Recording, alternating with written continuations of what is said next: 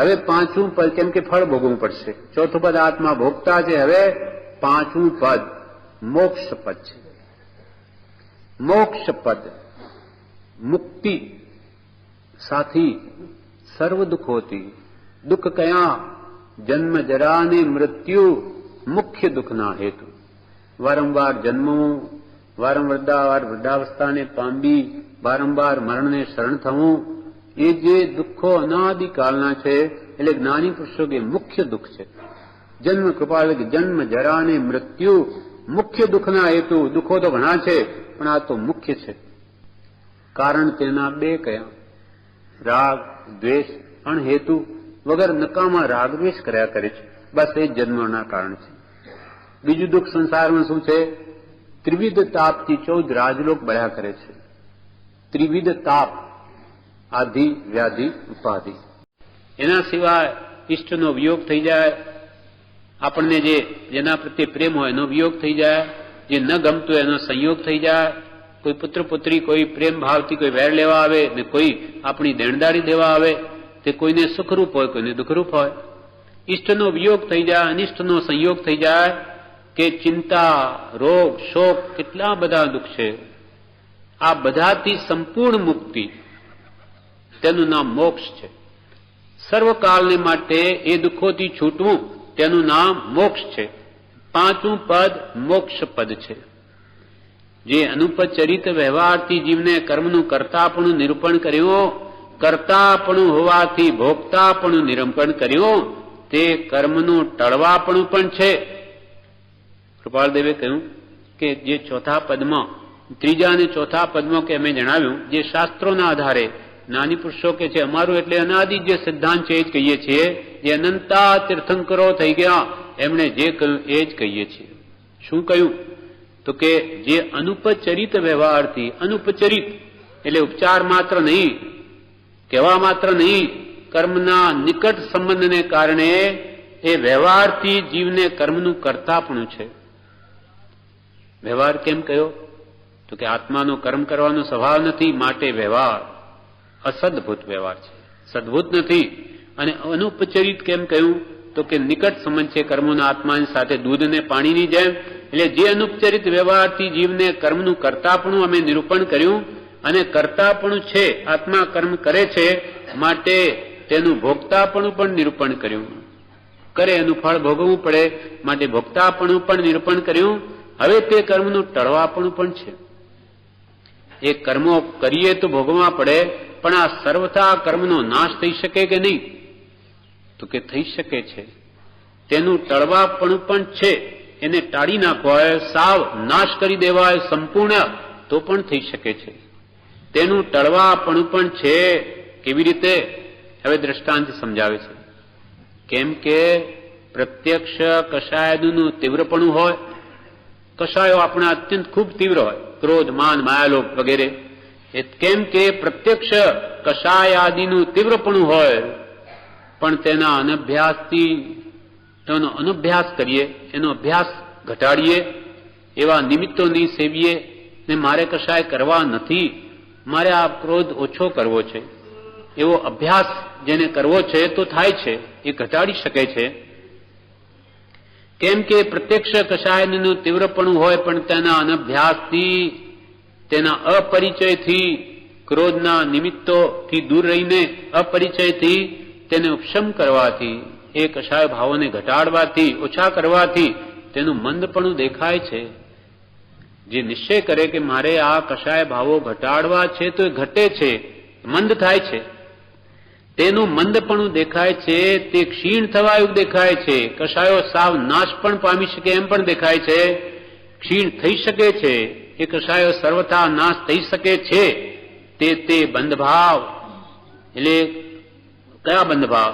તે એટલે કષાયદી કર્મોના બંધભાવ ક્ષીણ થઈ શકવા યોગ્ય હોવાથી, એ કષાયોને નાશ કરવા સમર્થ આપણે છીએ એમ હોવાથી, તેથી રહિત, કષાય ભાવોથી રહિત એવો જે શુદ્ધ આત્મ સ્વભાવ, તે રૂપ મોક્ષ પદ છે.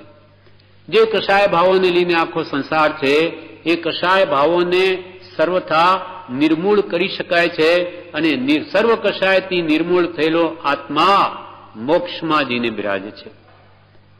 આખો સંસાર શાને લઈને છે? કષાયને લઈને. એટલે કૃપાલ કે કલ્યાણ શું? કષાય ઘટે એ કલ્યાણ. તમારા કષાય ભાવો કેટલા ઘટ્યા તે પ્રમાણે કલ્યાણ. અનંતાન 4 પ્રકાર છે કષાય ભાવોના: અનંતાનુબંધી, અપ્રત્યાખ્યાની, પ્રત્યાખ્યાની ને સંજલન. તમારા અનંતાનુબંધી કષાય ગયા હોય તો નાનીઓ કે તમારી ભૂમિકા વધી ગઈ, તો તમે ચોથે ગુણસ્થાન કે આત્મજ્ઞાની બની જાઓ. આ ગુણસ્થાન જ જે છે મોક્ષ માર્ગની સીડી. તો તમે જો અનંતાનુબંધી કષાય જો ક્ષીણ તમારા થઈ ગયા તો તમે ચોથે ગુણસ્થાન કે આવી ગયા. અપ્રત્યાખ્યાની ગયા 5મે આવી ગયા. પ્રત્યાખ્યાની ગયા તો 6ઠે મુનિ બની ગયા, આત્મજ્ઞાની. અને પછી સંજ્વલન ગયા તો કેવળ જ્ઞાની બની જાઓ. એટલે કષાય ભાવને લઈને બકો સંસાર છે. કષાય ગયા અથવા મંદ પડવા લાગ્યા કે આત્માની ભૂમિકા વધવા લાગે છે. સંપૂર્ણ નાશ થાય, સંપૂર્ણ મુક્તિ, ઓછી નાશ થાય, એને આત્માની શાંતિ અહીંયા જ વધવા લાગે છે. ગુણસ્થાન કેવડીને 13મું અને સિદ્ધ પરમાત્મા છે એ નહીં, એ તો ગુણસ્થાન રહી છે. અને 14મું છે એ તો રૂ આટલા માત્ર સમય માત્ર અંત વખતે રહે કેવડીને, પછી એ મોક્ષે પધારે છે. આત્મા ઉર્દુગામી સ્વભાવથી ઉપર ઉઠી અને જ્યાં સુધી ધર્માસ્તિકાય છે ત્યાં મોક્ષના અંત સુધી, લોકાંત સુધી જઈ અને ત્યાં સર્વકાળ માટે બિરાજે છે. અને જ્ઞાન, દર્શન, સુખ, વિરમ. હા, એ તો ઉપશમ શ્રેણી માંડે તે, જેને ક્ષપક શ્રેણી નાની મરી માંડ, એ ત્યાં જઈને એને લોભ કષાયનો ઉદય થાય અને 11માં પ્રવેશ એ જ કરે ઉપશમ વાળો. અને ત્યાં એને કે મને શક્તિ સૂક્ષ્મ ભાવ છે એ પણ પ્રગટે, લોભ રિદ્ધિ સિદ્ધિનો, અને એ સીધો પડી નીચે આવી જાય. પણ જે ક્ષપક શ્રેણી માંડે, કર્મને મૂળમાંથી ક્ષય કરતો જાય, એ ઉપશમ આવે છે તે પડે કર્મોને. પણ જે ક્ષય મૂળમાંથી તો 11ને સ્પર્શે જ નહીં, એ 10માંથી સીધે 12માં જઈને કેવળ જ્ઞાન પ્રગટાવે છે. આ બધી એક અંતર્મૂર્ત માત્રની લીલા છે. 9 સમયથી અંતર્મૂર્ત ચાલુ થઈ જાય છે. 9 સમય, આંખના પલકારામાં તો અસંખ્યાત સમય થાય, પણ 2 ઘડીની અંદર તો બધી પૂરી થઈ જાય ક્રિયા, વધારે વધારે. એમ 5મું પદ મોક્ષ પદ છે. એટલે અહીંયા શું કહ્યું કે કષાયો ઘટાડી શકાય છે. અહીંયા દ્રષ્ટાંત પણ આપ્યું છે બ્રહ્મચારીજીએ, આ નીતિનિવાજ પાઠમાં સમજાવ્યું ત્યાં કે ક્રોધાદિ ભાવોને ભૂલવા સ્વાધ્યાય આદિમાં મનને રોકે, કેમ કે તેના અનભ્યાસથી કષાય ભાવોને ઘટાડીએ તો મોક્ષ છે. તો કષાય ભાવોને કેમ ઘટાડવા? તો કે એ ક્રોધાદિ ભાવોને ભૂલવા સ્વાધ્યાયમાં મનને રોકે. મનને ખોરાક જોઈએ છે, સત્પુરુષના વચનમાં મનને રોકે. પૂર્વે કષાય કર્યા હોય તેની વિસ્મૃતિ કરે, કોઈની સાથે કષાય આવ્યો એને ભૂલવા લાગે, પાછું એને સ્મૃતિમાં લાવે નહીં. અને વર્તમાને કષાય રહિત વર્તે, વર્તમાનમાં પણ કષાય કરે નહીં. કોઈ દુષ્ટ માણસનો પરિચય થઈ ગયા પછી અપરિચય કરવો હોય તો સામો મળે ત્યાં છતાં ઓળખતા નથી એમ વર્તે. માનો કોઈ વ્યક્તિથી આપણને એ લાગ્યું હોય, પહેલા પરિચય થયો પછી ખબર પડે કે આ તો દુષ્ટ માણસ છે, તો એનાથી અપરિચય કરવો હોય તો સામો મળે છતાં જાણે ઓળખતા જ નથી એમ વર્તે.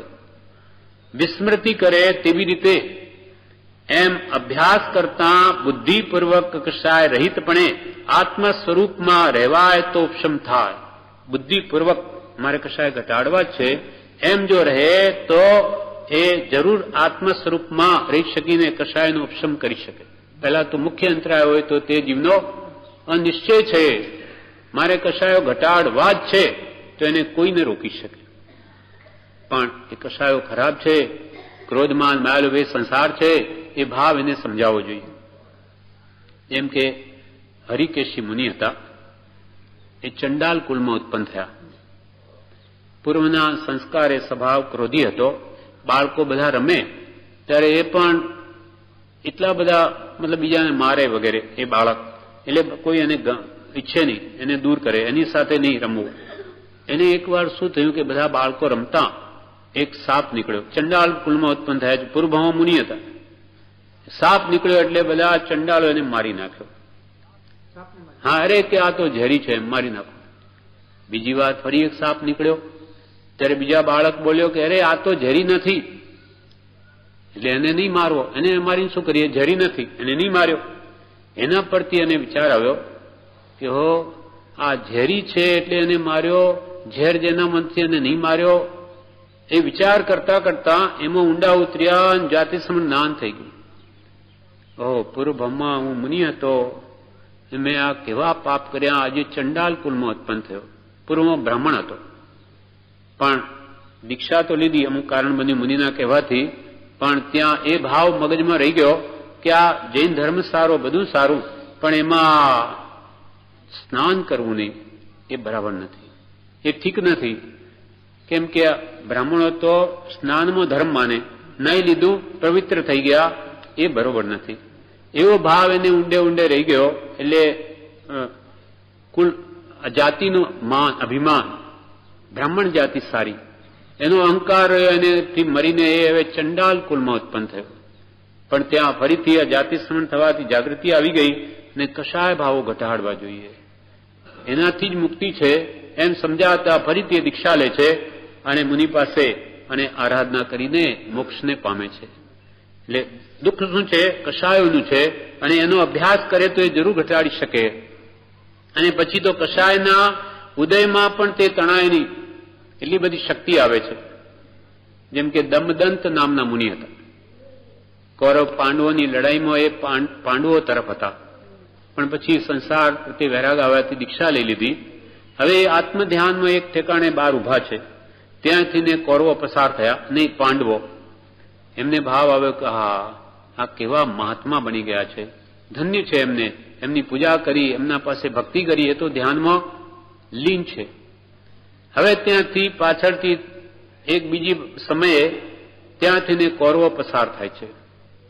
એમને જોઈને થયું કે અરે આ તો પેલો દમદંત જે આપણી સામે પાંડવોની સાથે રહેલો અને આપણને દુઃખી કર્યા એ જ છે, આ મારો એને. પેલા એ પૂજા કરી, આને ભાવ એવો ઉપજ્યો કે એક કૌરવોમાં એક જણે પથ્થરો માર્યો, પાંચે ભાઈઓ માર્યો. એટલામાં પાછળ સેના હતી, એને જોયું કે આ તો આપણે કરવું જોઈએ, આ બધા આપણા વડેરા કરે બરાબર, મહાજનો એન ગત સપંથા એમ માનીને બધાએ એક એક પથ્થરો માર્યો. હવે જ્યાં હજારોની સેના હોય, એક એક પથ્થર ત્યાં મારવો જોઈએ, કઈ વિચાર વગર કર્યું કે આખો ત્યાં ઢેર બની ગયો. મુનિ તો દબાઈ ગયા, કોઈને ખબર જ નહીં. હવે ત્યાંથી પાછા પાંડવો ફરે છે ત્યારે જોઈએ કે દમદંત મુનિ ગયા ક્યાં, આ કોણે કર્યું? લાગ્યું કે અહીંયા જશે, આ પથ્થરો ઢેર થાય કેમ, એ દૂર કર્યું તો અંદરથી નીકળ્યા.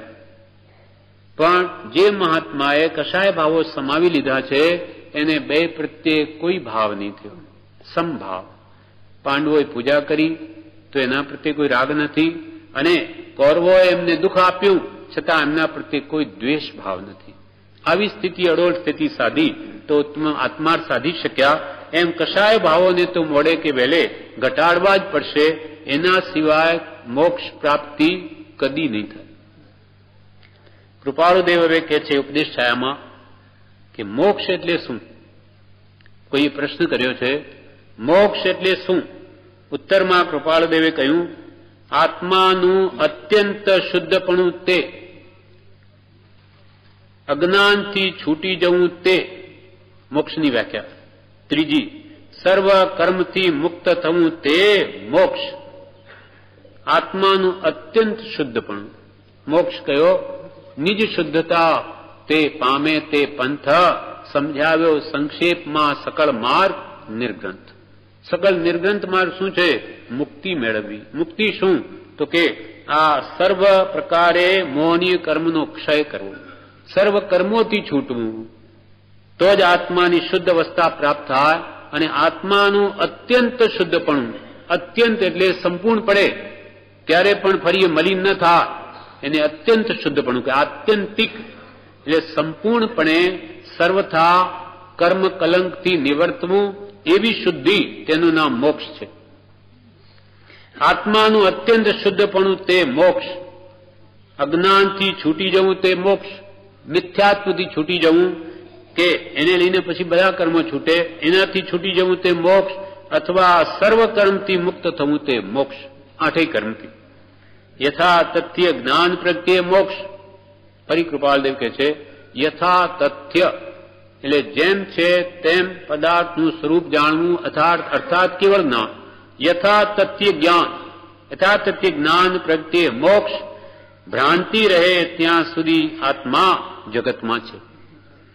જ્યાં સુધી આત્મા દેહ આત્મા છે અથવા આત્માની ભ્રાંતિ છે, સંસારમાં સુખ છે, ઇન્દ્રિયો સુખરૂપ છે, શરીર સુખરૂપ છે, એવું જ્યાં સુધી જીવને ભ્રાંતિ રહેશે ત્યાં સુધી આત્મા જગતમાં છે, ત્યાં સંસારમાં છે, એની મુક્તિ નહીં થાય. મોક્ષ શું? ઉત્તર આત્માનું અત્યંત શુદ્ધ થવું તે, અજ્ઞાનથી છૂટી જવું તે, સર્વ કર્મથી મુક્ત થવું તે મોક્ષ. તે મોક્ષ યથા તથ્ય જ્ઞાન પ્રત્યે મોક્ષ. ભ્રાંતિ રહે ત્યાં સુધી આત્મા જગતમાં છે. વળી કૃપાળુ દેવે 832માં પત્રમાં કહ્યું કે સર્વોત્કૃષ્ટ શુદ્ધિ ત્યાં સર્વોત્કૃષ્ટ સિદ્ધિ. હે આર્યજનો, આ પરમ વાક્યનો આત્માપણે તમે અનુભવ કરો. સર્વોત્કૃષ્ટ શુદ્ધિ, જેટલી આત્માની શુદ્ધિ થાય ભાવોની, તેટલા કર્મ નિર્જરે સંપૂર્ણ શુદ્ધિ થઈ, ફરી અશુદ્ધિ કોઈ કાળે થાય જ નહીં. એવી જે શુદ્ધિ છે, સર્વોત્કૃષ્ટ શુદ્ધિ જ્યાં થઈ ત્યાં આત્માની સર્વોત્કૃષ્ટ સિદ્ધિ થઈ જાય છે. સંપૂર્ણ સિદ્ધ દશા પ્રગટ થાય છે. ફરી આત્મા કોઈ કાળે મલિન થવાનો જ નથી. હવે એના માટે કહે છે કે હે આર્યજનો, હે આર્ય દેશના લોકો, આત્માર્થીઓ, તમે આ પરમ વાક્યનો આત્માપણે અનુભવ કરો. તમે આ પરમ વાક્ય છે કે તમે આત્માની શુદ્ધિ કરો, સર્વોત્કૃષ્ટ તમારી સર્વોત્કૃષ્ટ સિદ્ધિ થઈ જશે. કેમ કે મોક્ષ કયો? નિજ શુદ્ધતા. આ પરમ વાક્યનો, આ પરમોત્કૃષ્ટ વાક્ય છે, એનો તમે આત્માપણે અનુભવ કરો. અર્થાત તમારા આત્મામાં આવી શુદ્ધિ પ્રગટાવો અને પછી અનુભવ કરી જુઓ કે તમને સિદ્ધ મોક્ષ સુખ અનુભવાય છે કે નહીં. હે આર્યજનો, આ પરમ વાક્યનો આત્માપણે તમે અનુભવ કરો. હવે મોક્ષ પ્રાપ્તિ તો દૂર છે, એના પહેલા સમ્યક દર્શન એ પણ મોક્ષની વાનગી છે. હવે એ મેળવવા માટે કહે છે કૃપાળદેવ ઉપદેશ છાયામાં કહે છે, કોઈ કહે કે હવે આ કાળમાં તો મોક્ષ નથી, શું પ્રયત્ન કરવો? તેના માટે કહે છે જંબુ દ્વીપ પ્રજ્ઞપ્તિ નામના જૈન સૂત્રમાં એમ કહ્યું છે કે આ કાળમાં મોક્ષ નથી. આ ઉપરથી એમ ના સમજવું કે મિથ્યાત્વનું ટળવું અને તે મિથ્યાત્વ ટળવારું મોક્ષ નથી. મિથ્યાત્વ ટળવારું મોક્ષ છે, પણ સર્વથા એટલે આત્યંતિક દેહરહિત મોક્ષ નથી. કૃપાલદેવે કહ્યું કે જમ્મુ દ્વીપ પ્રજ્ઞપ્તિ નામનું શાસ્ત્ર છે, જૈન સૂત્ર છે, એમાં એમ કહ્યું છે કે આ કાળમાં મોક્ષ નથી. તો એ કઈ અપેક્ષાએ કહ્યું છે? તો કે આ કાળનો આત્યંતિક મોક્ષ નથી, દેહરહિત મોક્ષ નથી કે ભાઈ હવે ફરીથી આવવાપણું છે જ નહીં, કોઈ જન્મ થાય જ નહીં, એવું નથી કહ્યું. ત્યાં કહેવાનો આશય આ છે, આ કાળમાં મોક્ષ નથી. આ ઉપરથી એમ ન સમજવું કે મિથ્યાત્વનું ટળવું અને મિથ્યાત્વ ટળવારું મોક્ષ નથી. મિથ્યાત્વ ગયોનો મોક્ષ થઈ જ ગયો. એ અપેક્ષાએ, શ્રદ્ધા અપેક્ષાએ એનો મોક્ષ થઈ ગયો. એને આત્માનું સુખ અનુભવ્યું, અંશે સર્વ ગુણાંશ તે સમ્યક્ત્વ અનુભવ્યું. સમ્યક દર્શનનું મહાત્મા અદભુત છે. એ કઈ ઘણી મોટી વાત છે અને એ જેને પ્રાપ્ત થયું એ મોક્ષમાં બિરાજે છે. અર્થાત એ આત્મસુખ જ્યારે જ્યારે અનુભવે ત્યારે મોક્ષ સુખનો જ અનુભવ કરે છે. અને તે મિથ્યાત્વ ટળવારું મોક્ષ નથી, મિથ્યાત્વ ટળવારું મોક્ષ છે. આ કાળમાં મિથ્યા ટળે છે, પણ સર્વથા એટલે આત્યંતિક દેહ રહિત મોક્ષ નથી. આ ઉપરથી એમ કહી શકાય કે સર્વ પ્રકારનું કેવળ જ્ઞાન હોય નહીં, બાકી સમ્યક તો હોય નહીં એમ હોય નહીં. કે આ કાળમાં ભલે કેવળ જ્ઞાન નહીં પ્રગટી શકે, પણ આ કાળમાં સમ્યક પણ હોય નહીં એમ છે જ નહીં, પ્રગટી શકે છે. આ કાળમાં મોક્ષના નહીં હોવાપણાની આવી વાતો કોઈ કહે તે સાંભળવી નહીં. કોઈ કે આ કાળમાં મોક્ષ નથી, કેવળ જ્ઞાનથી એવી વાત પણ સાંભળવી નહીં. સત્પુરુષની વાત પુરુષાર્થને મંદ કરવાની હોય નહીં, પુરુષાર્થને ઉત્તેજન આપવાની જ હોય. પુરુષાર્થ કરો, તમે મોક્ષ તમારી પાસે છે. કેવી રીતે કહ્યું કે એક ભાવ બાકી રહે ત્યાં સુધી તો તમે જઈ શકો છો ને. અનંતા ભાવ કર્યા, એક ભાવ કરવો પડે ત્યાં સુધી તો જાઓ. આમ વાતો આ કાળમાં મોક્ષ નથી એમ કરીએ તો કોઈ કાળે મોક્ષ આવવાનો નથી. પુરુષાર્થ આદરો, જો ઈચ્છો પરમાર્થો કરો, સત્ય પુરુષાર્થ ભવસ્થિતિ આદિ નામ લઈ છેદો નહીં આત્મા. તમે પુરુષાર્થ કરીને, જેમ કે કરોડો માઇલ આપણે દૂર હોઈએ આશ્રમથી, અહીંયા આવવું હોય, પણ એમ કે ભાઈ એ હવે કરોડો માઇલ કંઈ આપણાથી કપાય, એ કંઈ બને નહીં. તો જેમ કે મુંબઈ જવું છે, પણ એ બધું કેવી રીતે જવાય? નાન્યું કે તું ચાલવા તો માંડ, તું ચાલવા માંડીશ તો ભલે ને આ ભાવમાં સુરત સુધી પણ પહોંચ્યો તો એટલો તો ગયો, માનો ઠેઠ એના પહેલા સ્ટેશન સુધી પહોંચી ગયો મુંબઈ, તો હવે બીજા ભાવમાં સાવ નજીક આવી ગયું. જેમ કે ક્યાંથી પસાર થતો તો આ દરવાજાની બહાર આવી ગયો હોય ત્યાં સુધી તો આવી શકે છે, તો એને મોક્ષરૂપી દ્વારમાં પ્રવેશ કરતા કેટલી વાર લાગે? કરોડો માઇલો બધું કપાય. એક જ અનંતા ભાવ જન્મ મરણ તોડી નાખી, એક જ ભાવ બાકી રહે ત્યાં સુધી તો આ મિથ્યાત્વને હણીને આવી શકે છે, તો પછી મોક્ષ ક્યાં દૂર છે?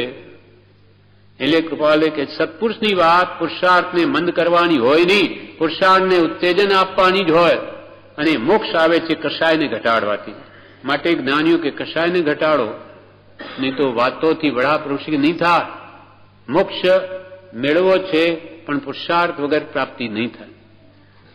હવે અહીંયા કષાય ભાવો માટે કૃપાલદેવ કે છે, અહીંયા કહ્યું કે કષાયનું ઉપશમ કરવાથી મંદ કરવાથી એનું મંદ પણ દેખાય. સર્વથા કષાયનું નાશ એ જ મોક્ષ છે.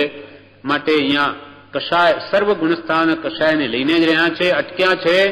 માટે પરમ કૃપાલદેવ કે કષાયને ઘટાડો એમ કે છે. ઉપદેશ સાહેબમાં કહ્યું, ક્રોધ, માન, માયા, લોભ એ ખરેખર પાપ છે. આ જીવને કોઈને મારતો હોય, દુઃખ આપતો હોય તો કે આ તો પાપી છે, પણ નાની પુરુષો તો કે એના કરતો આ વિશેષ પાપ છે. બાહ્ય એને દેખાય તેને પાપ માને, પણ અંતરમાં જે આત્માને જ હણી નાખે, આત્માના અનંત ગુણોને જ મારી નાખે, એ મહાપાપ છે. એ એને ભાનમાં નથી. જે કષાય ભાવો એ અંતરંગ શત્રુઓ છે. ક્રોધ, માન, માયા, લોભ એના વિશે કે છે, ક્રોધ, માન, માયા, લોભ એ ખરેખર પાપ છે. પરિગ્રહાનંદી રૌદ્ર ધ્યાન કહ્યું છે. 4 પ્રકારના રૌદ્ર ધ્યાન કયા. એ રૌદ્ર ધ્યાનમાં એક પરિગ્રહ, હિંસાનંદી, ચોર્યાનંદી અને આ પરિગ્રહાનંદી વગેરે. તો કે છે કે પરિગ્રહ પ્રાપ્ત કરીને એમાં આનંદ માનવો એને રૌદ્ર ધ્યાન કહ્યું છે. અને નરગતિનું કારણ છે, પણ એ જણાય નહીં કે ભાઈ અમે પરિગ્રહ મેળવ્યો, એમાં શું રૌદ્ર ધ્યાન છે? પણ એમાં જે મમત્વ ભાવ થાય છે, મૂર્છા થાય છે, એને નરકમાં લઈ જાય. એમ ક્રોધ, માન, માયા, લોભ અંતરંગ શત્રુઓ એ ખરેખર પાપ છે. તેનાથી બહુ કર્મ ઉપાર્જન થાય. 1000 વર્ષ તપ કર્યું હોય પણ 1-2 ઘડી ક્રોધ કરે તો બધું તપ નિષ્ફળ થાય. હા, હિંસાનંદી, ચોર્યાનંદી એ કહ્યું ને, પણ અહીંયા પરિગ્રહાનંદીની વાત છે.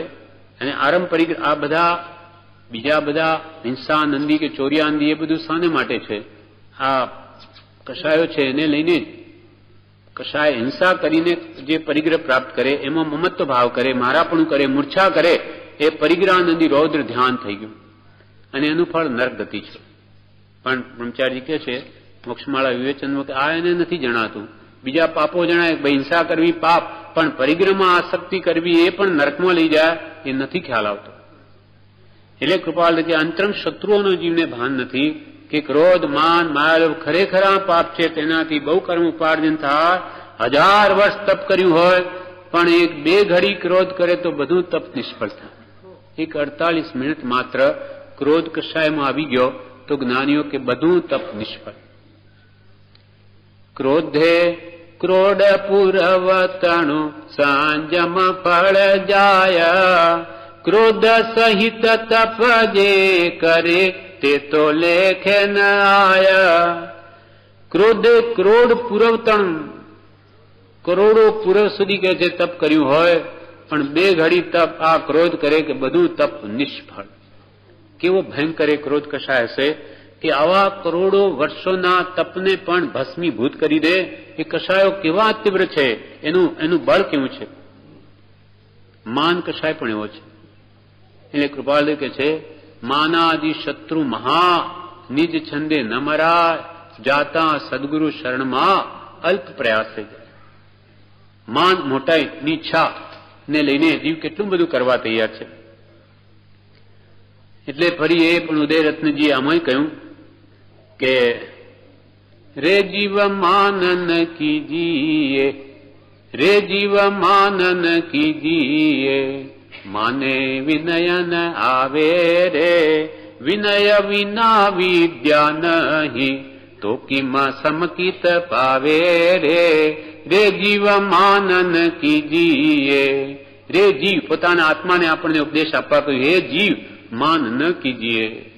માને વિનય ન આવે, અને વિનય ધર્મનું મૂળ છે. વિનય પહેલા પછી ધર્મ પ્રવૃત્તિ માટે સભા મંડપમાં કે જીન મંદિરમાં પ્રવેશ કરતા પહેલા ભગવાનનો વિનય કરીએ છીએ.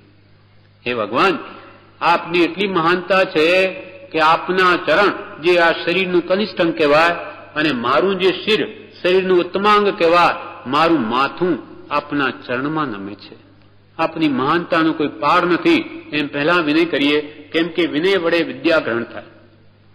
વિનય વિના વિદ્યા નહીં તો કિમાં સમકિત પાવે રે, રે જીવ માનન કીજીએ. વિનય નહીં કરે જ્ઞાની પુરુષનો તો એને જ્ઞાનીઓની જે આત્મજ્ઞાનની વિદ્યા છે એના અંદર ઉતરે જ નહીં. આપણે કૃપાળદેવ પ્રત્યે બહુમાન નહીં હોય, એનું મહાત્મ્ય નહીં લાગ્યું હોય તો એની વાત આપણે માનીએ નહીં. ભલે કે જેમ કે કૃપાળદેવ પ્રત્યે શ્રદ્ધા છે, એને કહ્યું કે આ વચનામૃત 10 રૂપિયામાં આપીએ છીએ, નહીં લે. શું કરવાનું છે મારે? આ નકામી આ ક્યાં રાખવું આટલું? આ પણ એને 10 રૂપિયાની એક નોવેલ આપી હોય કે કોઈ મનોહર કહાનિયા, તો કે લાવો. કેમ? તો કે એનું મહાત્મ્ય છે. આમાં જે વાંચવા મળશે મને આનંદ આપશે, એની વૃત્તિ સંસારમાં છે. જયારે પરમાર્થ પ્રત્યે એને રાગ નથી, પ્રેમ નથી, માટે એની કોઈ મહાત્મ્ય નથી. જયારે મુમુક્ષુઓને મન આ 10 રૂપિયા નહીં, એના લાખો કરોડો રૂપિયા આપી દે ને તો એનું મૂલ્યાંકન નહીં થઈ શકે. એક એક શિખામણ પ્રવેશ કે લાખો રૂપિયાની છે, તો આટલી બધી કરોડો શિખામણ જેને આપી અનંત દુઃખમાંથી છોડાવીને અનંત સુખમાં આપણને લઈ જાય, અનંત કાળ માટે, એની કોઈ કિંમત હોય? કોઈ કાળે નહીં હોઈ શકે. આ તો એક ટોકન રૂપે કે ભાઈ સાવ એની પછી દુરુપયોગ નહીં થાય એના માટે કિંમત રાખવામાં આવે છે. બાકી આની શું કિંમત લેવી? પણ વ્યવહાર છે નહીં તો જીવોની વૃત્તિ છે, મફત મળતું હોય ને તો લઈ લો, મૂકી દો, પડ્યું રહેશે, અશાત ના થઈ જાય. એટલા માટે આ ટોકન છે. બાકી તો આજે એના માટે તો લોકો બધું આપવા તૈયાર છે, જેનાથી અનંત પ્રકારની શાંતિ અથવા એનો આસ્વાદ પણ જેને ઉપજ્યો છે. એ કહે છે કે એના માટે તો અમે શું કરીએ? આ વચનો જ ક્યાં છે? ભગવાન મહાવીરની વાણી આપણી ભાષામાં ક્યાં છે? તો કે અહીંયા છે.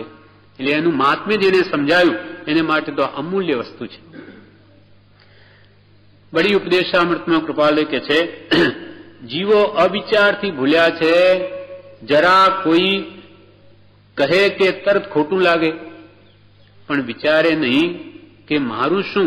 તે કહેશે તો તેને કર્મ બંધાશે. તું તારે તારી ગતિ બગાડવી છે. ક્રોધ કરી સામું બોલે તો તું પોતે જ ભૂલ્યો. ક્રોધ કરે તે જ ભૂંડો છે. કૃપાલદેવે કહ્યું કે આ જીવ અવિચારથી ભૂલ્યો છે, વિચાર નથી કરતો. જરા કોઈ કહે તરત ખોટું લાગી જાય, પણ વિચારે નહીં કે મારે શું? કહેશે તો તેને કર્મ બંધાશે. મારે શું? એને કહ્યું એને કર્મ બાંધે, આપણે શું કામ એના જેવું થવું?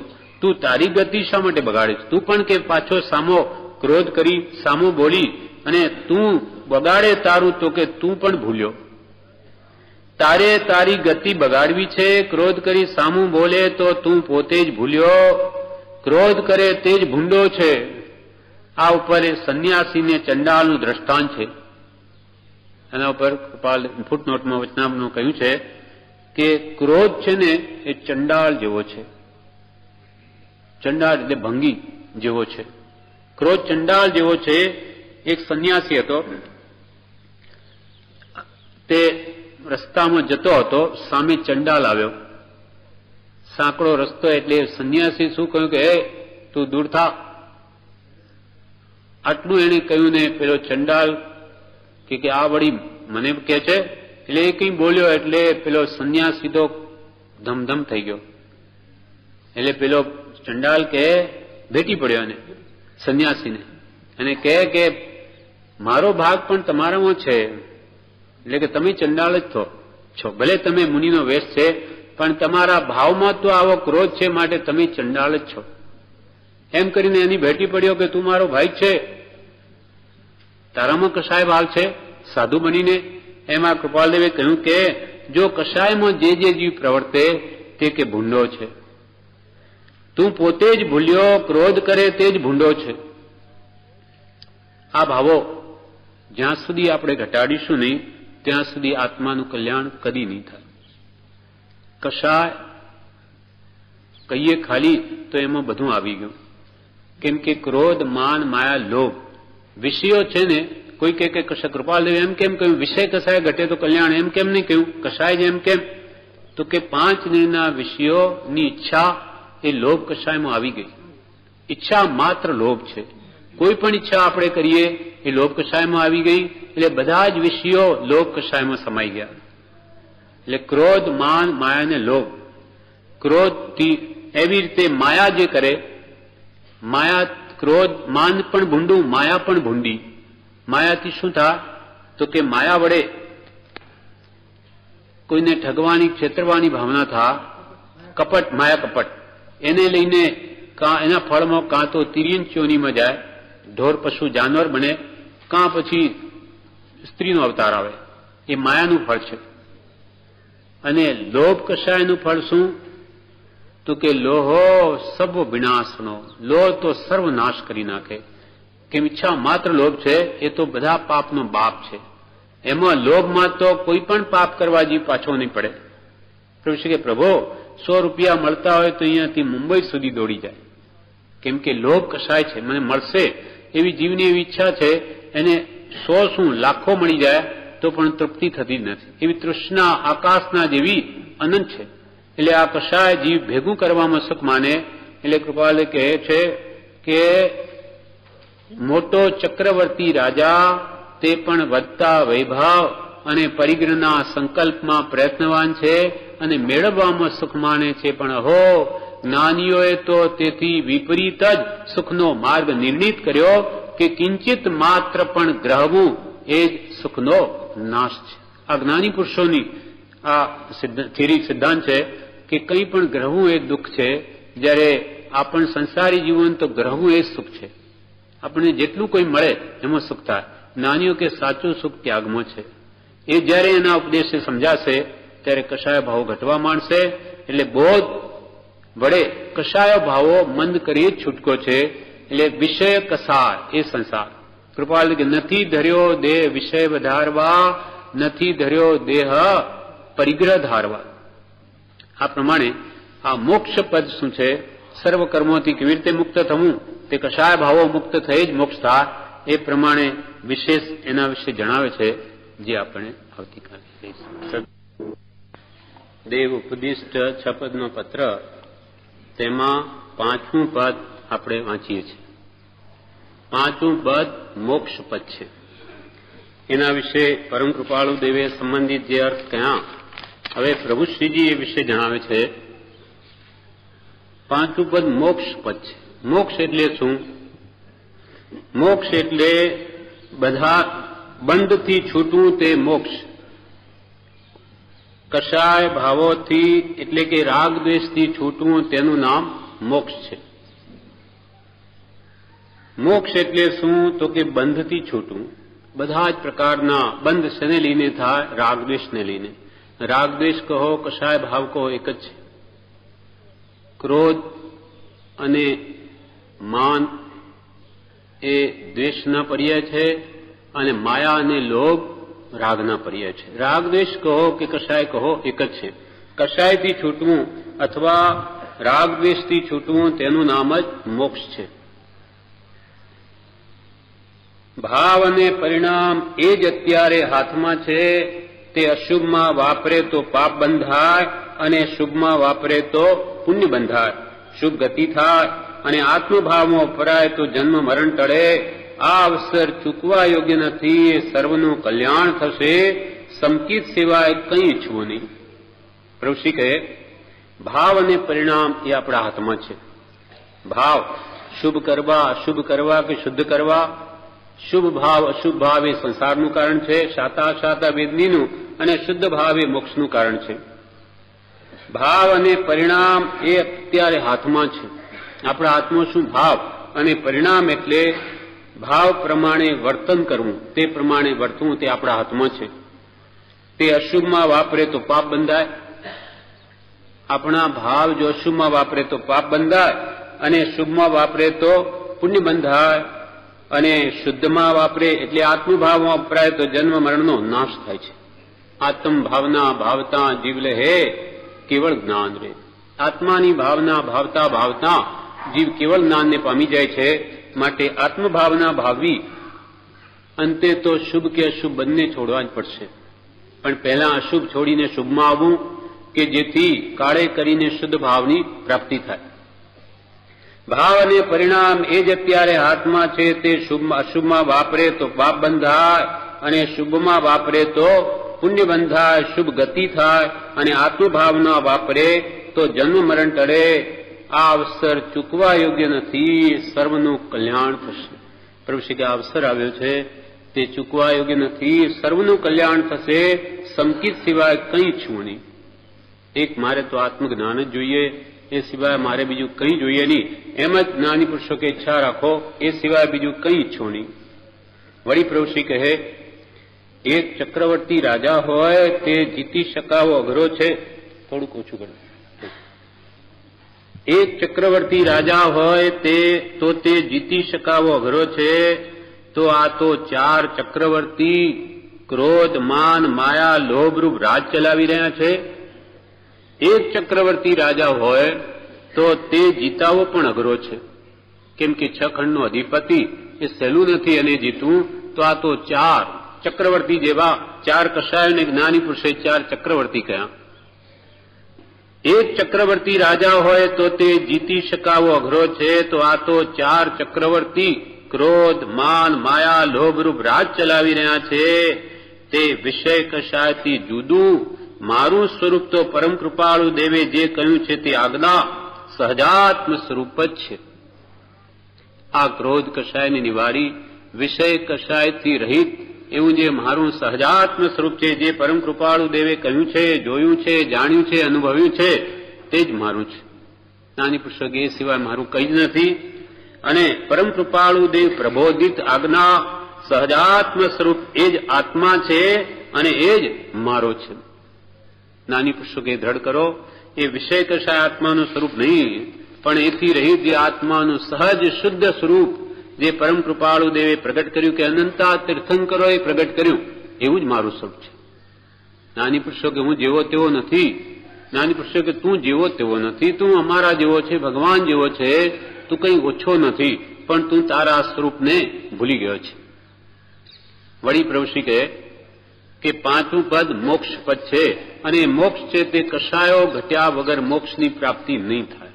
કશાયો ઘટાડવા જ પડશે. કશાયો શું છે? ક્રોધ, માન, માયા અને લોભ એ મોક્ષ માર્ગમાં જનારે મૂકવાના છે. ક્રોધ, માન, માયા, લોભ એ મોક્ષ માર્ગમાં જનારે મૂકવાના છે. 1,00,000 વર્ષનું ચારિત્ર હોય પણ ક્રોધથી બળીને ભસ્મ થઈ જાય અને નરકે લઈ જાય. 1,00,000 વર્ષ સુધી સંયમ પાળ્યો હોય, દીક્ષા લીધી હોય, અને કે છે કે 2 ઘડી જો ક્રોધ કરી તો બધું મળીને ભસ્મ થઈ જાય. એવો ક્રોધ ભયંકર છે અને વળી નરકે લઈ જાય. એવો મહાવેરી ક્રોધ છે. માન છે તે પણ મોટો વેરી છે. વિનય એ ધર્મનું મૂળ છે. માનને જીતવાનો ઉપાય વિનય છે. લઘુતા છે, પ્રભુ શ્રી કહે લઘુતા છે, છોટા તે મોટા થશે. માયાથી મૈત્રીનો નાશ થાય છે. લઘુતા, પ્રભુ શ્રી કે અમારું નામ લઘુ રાખ્યું તે બહુ સારું કર્યું છે. લઘુતા મેરે મનમાણી એ તો ગુરુગમ જ્ઞાન નિશાણી. ગુરુને ગમ એટલે સમજ, એ વિનય વડે જ ગુરુની વિદ્યા પ્રાપ્ત થાય. એટલે પ્રભુ શ્રી કે અમારું નામ લઘુ રાખ્યું તે બહુ સારું કર્યું છે. કેમ કે લઘુતામાં પ્રભુતા વસે, પ્રભુતાથી પ્રભુ દૂર. લઘુત્વ ભાવમાં પ્રભુતા વસે, આત્મ પ્રભુતા, એટલે જે લઘુ થયો, વિનયી થયો, સત્પુરુષનો આશ્રિત થયો, એનું શરણ અંગીકાર કર્યું, તે જ તે સ્વરૂપને પામી શકે છે, બીજા નહીં. પ્રભુશ્રી કહે છે લઘુતા છે છોટા તે મોટા થશે. જે લઘુ થઈ, દીન થઈ, નમ્ર થઈ, વિનયી થઈ અને સત્પુરુષના શરણમાં રહેશે તે જ ભગવાનના સ્વરૂપને પામશે. મોટા અમે જાણીએ છીએ એમ જે માનશે તે સતને નહીં પામે. લઘુતા છે છોટા છે તે મોટા થશે. માયાથી મૈત્રીનો નાશ થાય છે. ત્રીજો વેરી, ચક્રવર્તી જેવો. પહેલો ક્રોધ, બીજો માન, ત્રીજો માયા. માયા એટલે માયા કપટ. માયા વળી મૈત્રીનો નાશ થાય છે. જે સરળ છે એ ધર્મ પામવાના ઉત્તમ પાત્ર છે. જે સરળ જીવો છે, કૃપાલ કે સરળતા એ ધર્મના બીજ સ્વરૂપ છે. ધર્મનું બીજ ક્યાં રોપાય? જે પ્રાણી સરળ છે, માયા કપટી નથી, તેમાં જ ધર્મનું બીજ રોપાય. જે સરળ છે એ ધર્મ પામવાના ઉત્તમ પાત્ર છે. ચાર વસ્તુઓ કૃપાલદેવે કહી મોક્ષ પામવાની યોગ્યતા માટે. તેમાં એક સરળતા પણ છે. વિશાળ બુદ્ધિ, મધ્યસ્થતા, સરળતા અને જીતેન્દ્રિયપણું, આટલા ગુણો જે આત્મામાં હોય તે તત્વ પામવાનું ઉત્તમ પાત્ર છે. પાત્ર એટલે યોગી જીવ કોણ? કે જેમાં વિશાળ બુદ્ધિ છે, તત્વનો નિર્ણય કરી શકે. મધ્યસ્થપણું જોઈએ. મતાંતરનો આગ્રહ મૂકી દે, મધ્યસ્થતા હોય. સત એ મારું, મારું તે સાચું નહીં, એ મધ્યસ્થતા. વિશાળ બુદ્ધિ, મધ્યસ્થતા અને સરળતા. મનમાં કંઈ બોલે, કંઈ વર્તન વળી ત્રીજું કરે એ નહીં, પણ ત્રણેય યોગની એકતા. એ સરળ પરિણામી જીવ મોક્ષ માર્ગને યોગી છે. અને ચોથું સરળતા અને જીતેન્દ્રિયતા, ઇન્દ્રિયો પર વિજય, પાંચ ઇન્દ્રિયોનો સંયમ, તે મોક્ષ માર્ગ પામવાને યોગ્ય જીવ છે. વિશાળ બુદ્ધિ, મધ્યસ્થતા, સરળતા અને જીતેન્દ્રિયપણું, આટલા ગુણો જે આત્મામાં હોય તે તત્વ પામવાનું ઉત્તમ પાત્ર છે. જે સરળ છે એ ધર્મ પામવાના ઉત્તમ પાત્ર છે. લોહો સર્વ વિનાશણો, લોભથી સર્વનાશ પામે છે.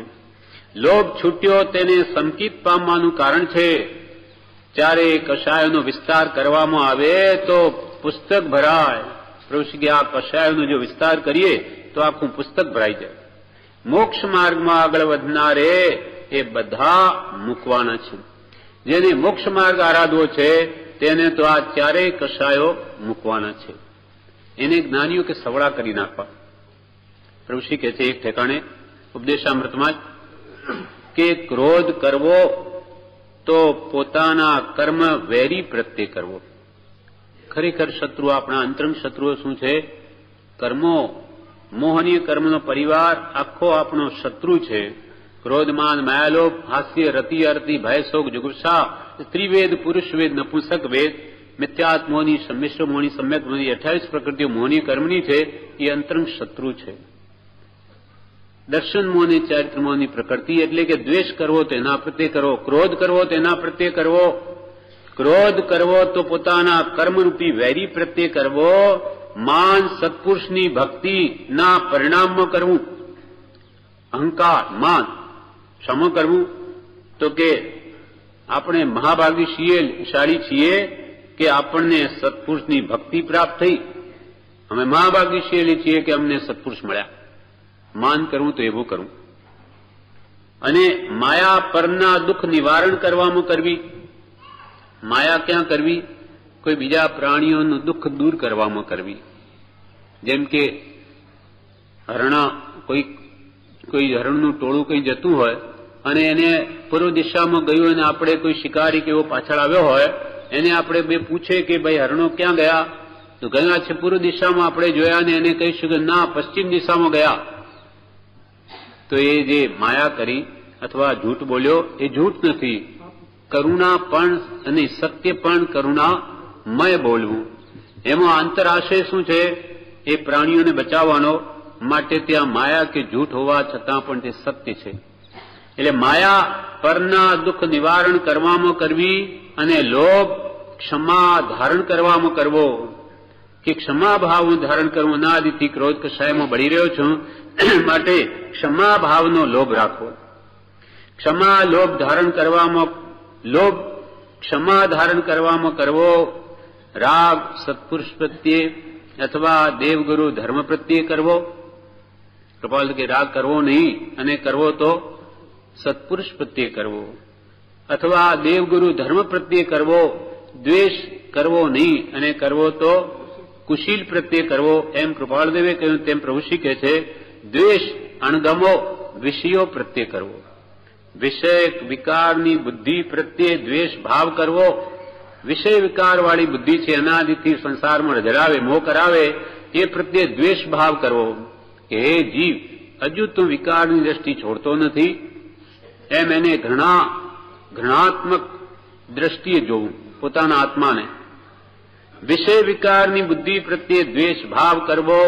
મોહ સર્વજીવો પ્રત્યે સંભાવ રાખવામાં કરવો. એમ એ દોષરૂપ છે તેને સવળા કરી ગુણરૂપ કરી નાખવા તો કાળે કરીને જીવનો મોક્ષ થઈ જશે. આપણે મોક્ષ જોઈએ છે તો આ બધા વિષય કશાય ભાવોને સવળા કરી દો તો કે તમારો મોક્ષ નિશ્ચિત છે. એકદમ કશાયો આપણે છૂટે નહીં કે આજના આજ ક્રોધમાન માયાલોભ મારાથી મૂકી શકાય એમ નથી, તો એના સવળા કરી નાખ. ક્રોધ કરતો કર્મરૂપી વેરી પ્રત્યે આવી રીતે બધા સવળા કરી દે. બોધામૃત ભાગ 1 બ્રહ્મચારી કે છે, મોક્ષે જવું હોય, 5મું પદ મોક્ષ પદ છે, એના વિશે કે છે, મોક્ષે જવું હોય તો શુભાશુભ ભાવ છોડવા પડશે. મોક્ષે જવું હોય તો શુભ અશુભ ભાવ છોડવા પડશે. મારે શુદ્ધ ભાવ કરવા યોગ્ય છે એટલું જ જો થાય તો પણ ઘણું છે. મારે શુદ્ધ ભાવ જ કરવા યોગ્ય છે. શુદ્ધ ભાવ વગર મારો મોક્ષ કદી નહીં થાય. માટે એટલું જ જો થાય તો પણ ઘણું છે. સત તરફ લક્ષ્ય જીવનો થવો જોઈએ તો એ મળે. સત એટલે આત્મા તરફ જીવનો લક્ષ્ય થવો જોઈએ તો એ આત્મા પ્રાપ્ત થાય. વિશેષ સુક્તિ કંટાળે ત્યારે એને બીજી ભાવના થાય. 5 ઇન્દ્રિયના વિષયો પ્રત્યેથી જ્યારે જીવને કંટાળો આવશે ત્યારે જ એને આત્મજ્ઞાન પ્રાપ્ત કરવાની ભાવના થશે. કેમ કે જેને સંસાર પ્રત્યે રુચિ છે, વિષયોમાં જેને સુખની બુદ્ધિ છે, એને આત્મ સુખમાં બુદ્ધિ નથી. એક બાજુથી ખસશે ત્યારે બીજી બાજુ રુચિ થશે. વિશેષ સુખથી કંટાળે ત્યારે એને બીજી આત્માની ભાવના થાય. હું દેહ નથી, દ્રષ્ટા છું. હું દેહ નથી, દ્રષ્ટા છું. મારે આ દ્રશ્યનો મોહ કરવો નથી. એમ જો થાય તો મોક્ષ અહીંથી મોક્ષ થાય. જ્યાં જ્યાં આપણને દ્રષ્ટિમાં જે આવે દ્રશ્યો જગતના, તેમાં મારે મોહ કરવો નથી. એમ જો હૃદયમાં થાય, એમ નિશ્ચય જો થાય કે મારે ક્યાંય રાગ કરવો નથી, તો મોક્ષય થઈ જીવનો જરૂર મોક્ષ થાય. મોક્ષ તત્વ છે એવી પણ એક ગણધર, જે ભગવાન મહાવીર સ્વામીના 11 ગણધર થઈ ગયા, એમાં એક પ્રભાસ નામનો ગણધર હતો. તેને મોક્ષ છે કે નહીં એની શંકા હતી, અને તે પણ વેદના વાક્યોથી થયેલી. એટલે એકવાર એ ચંપા નગરીમાં સોમ વિપ્રને ત્યાં યજ્ઞ હતો, સોમ બ્રાહ્મણને ત્યાં ઇન્દ્રભૂતિ વગેરે વિદ્વાનો પણ આવેલા હતા. તેમાં પ્રભાસ પણ આવ્યો હતો. હવે ઇન્દ્રભૂતિ વગેરે તો પછી મહાવીર ભગવાન પાસે ચાલ્યા ગયા. એમ એને મનમાં થયું કે આપણે બધા ત્યાં ભેગા થયા, અને એ ગૌતમ, ઇન્દ્રભૂતિ ગૌતમ એટલે ગૌતમ સ્વામી, એ તો કોઈ એવા મહાપુરુષ મળ્યા છે, બધા એને વળગી પડ્યા છે. એટલે પ્રભાસ નામના એ બ્રાહ્મણને પણ થયું કે લોકોના મુક્તિ સાંભળીને પ્રભાસ વિચાર કરવા લાગ્યો કે ખરેખર કોઈ બ્રહ્માનું રૂપ ધારણ કરીને ઈશ્વર જ પોતે અહીંયા અમને પવિત્ર કરવા આવ્યા જણાય છે. નહીં તો ગૌતમ, ઇન્દ્રભૂતિ ગૌતમ જેવા વળી ગયા એટલે કોઈ અદભુત મહાપુરુષ છે. એમ એની ચતુરાઈ વગેરે મારે પણ જોવા જવું એમ વિચારીએ ભગવાન મહાવીર પાસે પ્રભાસ પણ આવે છે. 11 ગણધર્માંનો એ પણ એક છે. તે વખતે પ્રભુ બોલ્યા કે હે આયુષ્યમાન પ્રભાસ, તારા મનમાં એક શંકા છે કે મોક્ષ છે કે નહીં. તને આવો જે સંશય થવાનું કારણ પરસ્પર વિરુદ્ધ એવા વેદ વાક્યો જ છે. તને જે શંકા થઈ છે વેદ ભણીને પણ એનું કારણ એમાં જ રહેલા વિરુદ્ધ વાક્યો છે. શું છે? તો કે વેદમાં પણ સંસાર અને મોક્ષનું સ્વરૂપ બતાવેલું છે. આ સંસાર કહેવાય, આ મોક્ષ કહેવાય, એવું સ્વરૂપ વેદમાં પણ બતાવ્યું છે. પણ તેમાં શરીરની સાથે જે રહે તે જીવ છે અને શરીર સાથે રહેલો જીવ સુખ દુઃખ પામે છે અને મોક્ષમાં શરીર રહિત જીવ અવસ્થા પામીને જીવ સુખ દુઃખને સ્પર્શતો પણ નથી. વેદમાં એવી વાત આવી કે જ્યાં સુધી વેદ એટલે આ 4 વેદ, ઋગ્વેદ, અજુર્વેદમાં, તો કે શરીર સાથે રહેલો જીવ સુખ પામે એવી વાત આવી. સુખ એટલે એમને કહેવાનું જે સુખ વસ્તુ છે એ શરીર સુખ કે દુઃખ પામે, બે લોકો ભલે શરીર સાથે પામે, અને જ્યારે મોક્ષમાં જાય ત્યારે સુખ દુઃખને સ્પર્શતો પણ નથી. એમ વાત આવી વેદાંતમાં. એટલે એમને મનથી શું થયું, પ્રભાસને મન, કે આ દેહ છે તો સુખ છે, દેહ રહિતમાં સુખ જ નથી. એટલે મોક્ષ નામનું કોઈ તત્વ જ નથી કે જ્યાં સુખ દુઃખ બેનો અભાવ છે, એવો મોક્ષ હોય નહીં. એટલે એને શંકા પડી ગઈ.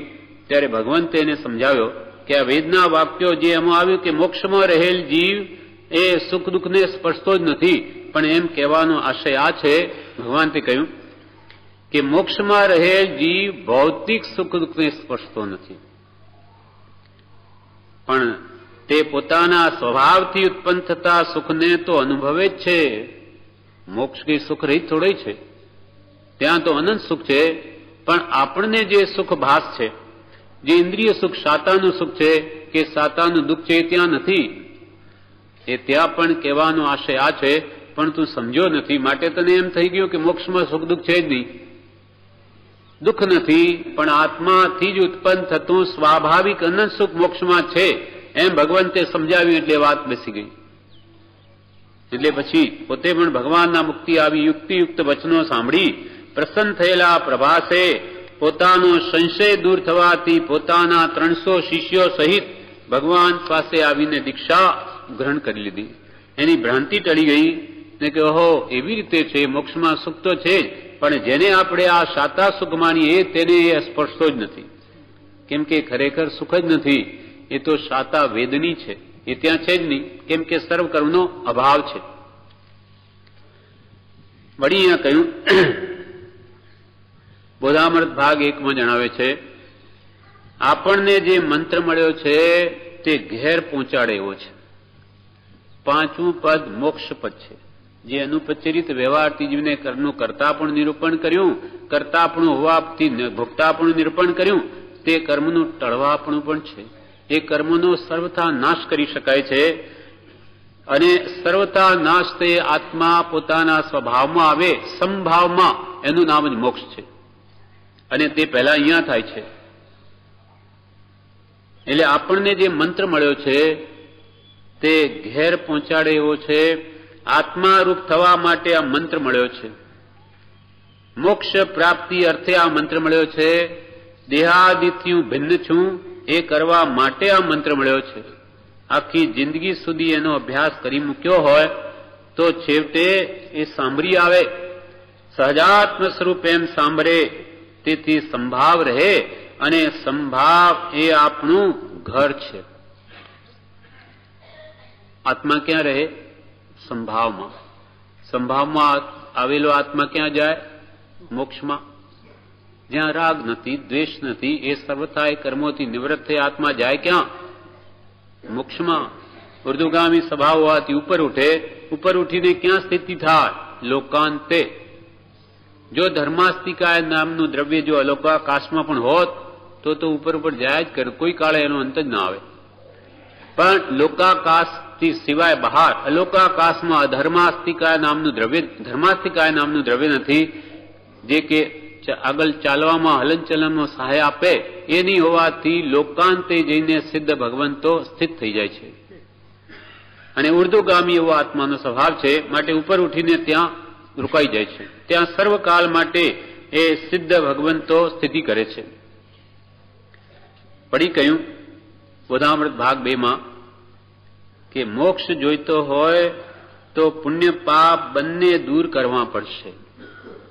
મુક્તિ જોઈતી હશે તો કાળે કરીને પાપ અને પુણ્યની પ્રવૃત્તિ કે હોળી કરી નાખવી પડશે. તે શુભાશુભ છેદતા ઉપજે મોક્ષ સ્વભાવ. મુક્તિ તો શુભ કે અશુભ બંને કર્મોની નાશ થઈ પ્રાપ્ત થશે. પણ વર્તમાનમાં એમ નહીં સમજવું કે શુભ ને અશુભ એ સરખા છે. તડકામાંથી જેમ છાંયડો સારો તેમ અશુભમાંથી શુભ સારું છે આપણા માટે હમણાં. પણ શુભ પ્રાપ્ત કરીને એ જ બસ પ્રાપ્તિ થઈ ગઈ, કલ્યાણ થઈ ગયું એમને માની લેવું. કલ્યાણ તો શુદ્ધ ભાવમાં જ છે, મોક્ષમાં જ છે, અને શુદ્ધ ભાવ આત્માના શુદ્ધ સ્વભાવમાં જ છે. પણ અંતે તો પુણ્ય ને પાપ એટલે કે શુભ અશુભ બંનેની પ્રવૃત્તિ હોળી કરી નાખવી પડશે, બંનેનો નાશ કરવો પડશે, ત્યારે જ શુદ્ધ ભાવ પ્રગટશે. મોક્ષ જોઈતો હોય તો પુણ્ય પાપ બંને દૂર કરવા પડશે. પુણ્યનું સુખ ઉપરથી દેખાય છે, તેથી લોકો તેને સુખી કહે છે. સંસારમાં જે પુણ્યની ભૌતિક સામગ્રીઓ મળી આવી હોય તો એને લોકો સુખી કહે, પણ અંતરમાં તો દુઃખ જ છે. એને પણ બાહ્ય સામગ્રી બધી મળવા છતાં પણ અંતરાત્મામાં દુઃખ છે. મમતાથી આખો ભાવ હારી જવાય છે. એટલે ભૌતિક સુખની સામગ્રી બાહ્ય આપણને જે મળે, ઘર મકાન પૈસા દુકાન કે કુટુંબ વગેરે, એને આપણે સુખ માનીએ છીએ. તો જ્ઞાની પુરુષો કે એનાથી આ જીવને એમાં મમતા થાય છે, મારા પણ એની બુદ્ધિ થાય, મારું છે, અને એમાં સુખ બુદ્ધિ થાય, તેને લઈને એ જીવ બંધાય છે. મમતાથી આખો ભાવ હારી જવાય છે. પુણ્ય જ્યારે દુઃખરૂપ લાગશે ત્યારે સમજણ આવી કહેવાશે. પુણ્ય પણ જ્યારે આપણને દુઃખરૂપ લાગશે ત્યારે ખરેખર સમજણ આવી કહેવાશે. કેમ કે જે સમ્યક દ્રષ્ટિ એકાવતારી દેવો છે, જે સરવાર સિદ્ધિ વિમાનમાં છે, 5 અનુત્તર વિમાન છે 12 દેવલોકની ઉપર, 9 ગ્રેવિક આવે એના ઉપર 5 અનુત્તર વિમાન છે, અને એના ઉપર સિદ્ધશિલા મોક્ષ સ્થાન છે. એ 5 અનુત્તર 4 ખૂણે 4 ને વચમાં વિમાન જે સરવાર સિદ્ધિ નામનું વિમાન છે, એમાંના જે દેવો છે તે બધા એકાવતારી છે. એક જ ભવ લઈને બધા મોક્ષે જાય તો એ દેવો શું કરે ત્યાં? તો કે એ ક્ષણે ક્ષણે ભગવાનને સ્મરે છે. બધા સમ્યક દ્રષ્ટિ છે, એને ભગવાનની જ નિરંતર સ્મૃતિ છે. ત્યાં કોઈ સ્ત્રી નથી, કોઈ ખાવા પીવાનું કંઈ હોય નહીં, આત્મ ચિંતનમાં સદા રહે છે. કેમ કે એનો આત્મલક્ષ્ય કદી ભૂલાતો નથી, અને એમાં જ અનંત સુખ છે એમ માને છે. અને બધા જ દેવો 33, બધા જ દેવોનું આયુષ્ય કેટલું હોય? 33 સાગરો. પણ ઉત્કૃષ્ટ આયુષ્યની જે સ્થિતિ છે 7મા નરકમાં, તેમ ત્યાં પણ ઉત્કૃષ્ટ દેવોની સ્થિતિ 33 સાગરોપમની ત્યાં છે. આટલા લાંબા કાળ સુધી એ ભગવાનને જ ભજે છે, ક્ષણ ક્ષણ ભગવાનને સ્મરે છે. કેમ કે બધા સમ્યક દ્રષ્ટિ છે. એવી એમની રુચિ જ પલટાઈ ગઈ છે. એમને પુણ્ય પણ ગમતું નથી.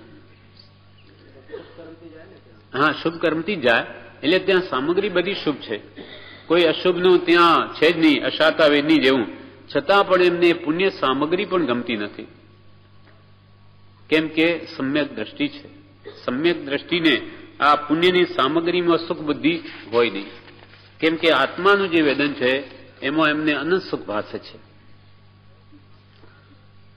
હવે બોધામૃત ભાગ 1માં વરી કહે છે, મોક્ષ પ્રાપ્ત કરવો હશે તો આ કષાયો તો છોડવા જ પડશે.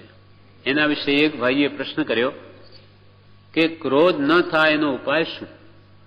કષાયો કાઢવા જરૂરી છે, તો આ ક્રોધમાન માયાલોભરૂપ કષાયો જાય કેવી રીતે, એનો ઉપાય શું? ત્યારે પૂજ્યશ્રી કહે, સમજણ આવે પછી ક્રોધ મંદ પડે. સમજણ આવે પછી ક્રોધ મંદ પડે છે. ક્રોધ આવે ત્યારે વિચારે કે ક્રોધ કરું છું પણ એ તો ઝેર છે, મને આથી નુકસાન થાય છે, માટે મારે નથી કરવો. એવો ભાવ આપણને લાવવો પડશે, એવો અભ્યાસ કરવો પડશે, એવી સમજણ મેળવવી પડશે કે ક્રોધ એ ઝેર છે, એ મને આ ભવમાં પણ બાંધે છે અને ભવો ભવ દુઃખ આપે છે. એવું દ્રઢ થયે જ એ ક્રોધ કશાય મંદ પડશે. ક્રોધ ન થાય એનો ઉપાય શું? ઉત્તરમાં કહ્યું, સમજણ આવે, પણ સમજણ આવે પછી ક્રોધ મંદ પડે છે. સમજણ શું?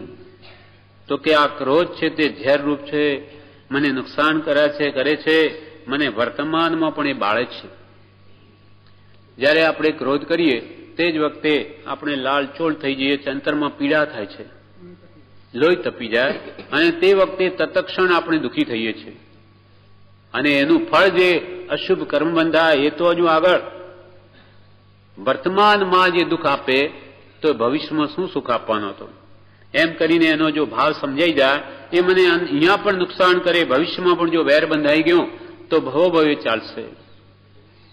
પાર્શ્વનાથ ભગવાનને કમઠને 9 ભવ સુધી વેર ચાલ્યા. એટલે વેર ભાવ કોઈથી થાય નહીં.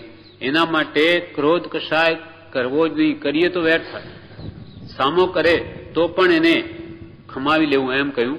પણ આપણે તો પ્રભુશ્રી કહે છે, જાણ આગળ જાણ થઈએ તત્વ લઈએ તાણી, આગલો થાય આગ તો આપણે થઈએ પાણી. સામો વ્યક્તિ જો અગ્નિ જેવો આગ જેવો થઈને આપણને ગમે તેમ બોલે તો પણ આપણે તો કે પાણી જેવા થઈ જવું. તો શું થાય કે એ પણ એનો પણ કશાય ભાવ ક્રોધ ભાવ ઓછો થાય અને આપણે દુઃખી ન થઈએ. એટલે આપણે શાંતિ રાખવાથી, ક્ષમાભાવ રાખવાથી આપણે તો તે સમયે સુખ પામીએ છીએ. એના દુઃખી કરવા છતાં પણ દુઃખી થતા નથી અને સામો વ્યક્તિ પણ શાંત થાય છે. એના પણ કશાયો સમય છે, કેમ કે એ પણ કરીને ક્યાં સુધી કરશે. આપણે જો કરીએ જ નહીં તો એને થાકે જ છૂટકો છે. એક રાજાની રાણી હતી, બહુ જ વડકણી. એટલે બધા લોકોએ શિકાયત કરી કે આ તો જેને તેને ગમે તેમ બોલે છે. ત્યારે રાજાએ એકવાર કહ્યું કે ભાઈ હવે શું કરીએ, છે એને હવે ક્યાં કરીએ, બીજે ક્યાં મૂકીએ. તો કે એમ કરો, બીજા કોઈ સજ્જનો એમ કહ્યું કે ભાઈ આમ કરો, હવે એનો તો સભા પડી ગયો, આપણા રાજાની રાણી છે માટે એવો વારો કાઢી લો કે પ્રતિદિન એક જણ એમની પાસે જાય અને જે કંઈ પણ એ બોલે સાંભળી લે, સહન કરે. એવી રીતે અને એમાં ખાસ કરીને વૃદ્ધ લોકોને મોકલવા કે જે અનુભવી હોય, એટલે એ બધું સમજી શકે કે ભાઈ આ તો એનો સ્વભાવ છે. આવી દરેક ઘરથી વારો કાઢ્યો. આમ કરતા કરતા ડોસીમાં ઘરે બેઠા હોય એટલે જાય, એ ગમે તેમ બોલે, બધું સહન કરીને આવી જાય. હવે એકવાર શું થયું કે એક જેના ઘરે જે બાઈનો વારો આવ્યો, જેના ઘરનો, એને ઘેર નવી વહુ આવેલી પરણીને. એટલે માજીએ કહ્યું કે આજે મારે વઢવાડ કરવા જવાનું છે. વઢવાડ આવડી શું? તો કે અમારા રાજાની રાણી છે, વડકણી છે. ત્યારે એણે કહ્યું કે માજી તમે જાઓ માં, આજે મને જવા દો. ત્યારે માજી કહે કે બેટા તારું કામ નહીં, તું તો બાળક છે, તું શું સમજે, એ તો અમારા જેવા જ ગમે તેમ બોલે, સહન કરી શકે. ત્યારે એને કહ્યું ફિકર કરમાં નહીં. એને વહુએ કહ્યું આજે મને જવા દો માજી, કંઈ નહીં બગડે, પણ મને એક 500 ગ્રામ એટલે 1 શેર કહ્યું તે વખતે, એક એટલા ચણા લાવી આપો. ચણા મંગાવી લીધા. એ લઈને ત્યાં ગઈ. પહેલા તો જે સમય નિશ્ચિત કરેલો એના કરતોય 1 કલાક મોડી ગઈ. એટલે એટલો બધો કશાય ભાવ એને ચડી ગયો કે આટલો સમય થઈ ગયો છે, હજુ આવી નથી. એટલામાં તો એકદમ લાલચોળ થઈ ગઈ અને જેવી એ ગઈ તેવી ગમે તેમ બોલવા લાગી. એટલે એણે શું કર્યું કે પેલા ચણા પાકેટ ખોલી અને એમાંથી એક મુઠ્ઠી ભરી એને મોઢામાં ઘાલી અને પોતે ખાવા લાગી. અને રાણીને કહે લે આ અંગૂઠો. આમ કર્યું કે એનો કશાય ભાવ એટલો બધો તીવ્ર થઈ ગયો કે ખૂબ જોશમાં બોલવા લાગી. એનો આત્મા ખૂબ દુઃખી થવા લાગ્યો. થોડી વાર થઈને જ્યારે એનો કશાય ભાવ આત્મા વિશેષ કરી ન શકે, એ રાણીનો જીવ ઠંડો પડ્યો, શાંત થયો કે ફરી એક મુઠ્ઠા ચણા મોઢામાં નાખી એને અંગૂઠો બતાવ્યો. ફરી ક્રોધથી તપ્તાયમાન થઈ. આવી રીતે વારંવાર કરીને રાણીને એટલી બધી થકવી નાખી, કેમ કે આત્માનો સ્વભાવ નથી. ક્રોધ કરવાનો આત્માનો સ્વભાવ નથી. ક્ષમામાં એ સર્વકાળ રહી શકે. એટલે એ એકદમ કશાય કરી ક્રોધને એકદમ લોથ પોત થઈ ગઈ, પડી ગઈ. એટલી બધી એને થકવી નાખી. એટલે એના મનમાં થયું કે હવે તો હું કોઈ દિવસ આવું નહીં કરું, આજે તો મરવા જેવી થઈ ગઈ છું. પછી એને પોતે જ રાજાને જઈને કહ્યું કે હવે આ બધા કોઈને મારે અહીંયા આવવાનું બંધ કરો. મને તો આજે એક બાઈ એવી આવી કે એને તો થકવી નાખી મને. એમ કશાય ભાવ છે. ક્રોધથી માણસ દુઃખી થાય છે, માટે એ કર્તવ્ય રૂપ જ નથી અને આ ભમય આપણને દુઃખ આપે, ભવો ભવ દુઃખ આપે, માટે સમભાવ અથવા ક્ષમાભાવ એ સુખરૂપ છે. અને ક્ષમા એ જ મોક્ષનો ભવ્ય દરવાજો છે. મોક્ષરૂપી દરવાજામાં પ્રવેશ કરવો હોય તો ક્ષમા ધર્મ તો પહેલો જોઈશે. દિગંબર આ પરીક્ષણમાં પહેલું પર્વ આપણો જે દિવસે વરઘોડો હશે તે દિવસે એમનો ક્ષમણી પર્વ છઠથી ચાલુ થાય. ક્ષમા એ જ મોક્ષનો ભવ્ય દરવાજો છે. પહેલું જે 10 લક્ષણ પર્વમાં પહેલું શરૂ થશે. એટલે ક્રોધ કર્તવ્યરૂપ નથી એ સંબંધી વિચાર કરશે. એ લોકો વાંચે છે, વિચારે છે, આ કશાય ભાવો ઘટાડવાના, કેમ કે ક્ષમા આત્માનો ધર્મ છે. ક્ષમા, આર્દવ, માર્જવ, સરળતા, વિનય, આ બધા આર્જવ, માર્જવ, સત્ય, શૌચ, સંયમ, તપ, ત્યાગ, આકિંચન અને બ્રહ્મચર્ય એ 10 લક્ષણ આ આત્માના ધર્મ છે, મૂળ સ્વભાવ છે. એની પ્રાપ્તિ કેવી રીતે થાય અને એના વિપરીત ક્રોધ, માન, માયા, લોભ વગેરે કશાયો કેમ ઘટે એનો જ વિચાર કરવામાં આવે છે. દર વર્ષે આ દિગંબરોમાં આ પ્રથા છે.